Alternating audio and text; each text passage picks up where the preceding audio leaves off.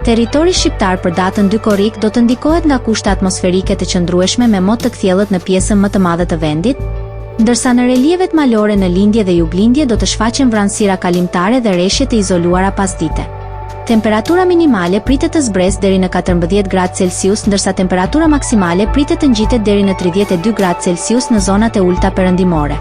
Era do të fryejë lehtë deri mesatare nga drejtimi veriperëndimor me shpejtësi 3 deri në 7 metër për sekond, ndërsa në Bregdet era her pas here do të jetë më intensive deri në 9 metër për sekond.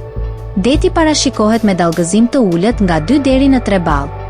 Temperaturat minimale dhe maksimale për disa nga qytetet kryesore të Shqipërisë do të jenë si më poshtë. Shkodër 15 deri në 31 gradë Celsius. Kukës 14 deri në 29 gradë. Peshkopi 13 deri në 27 gradë Celsius. Tiranë 17 deri në 32 gradë. Durrës 18 deri në 30 gradë. Kavaj 17 deri në 30 gradë. Elbasan 16 deri në 32 gradë Celsius.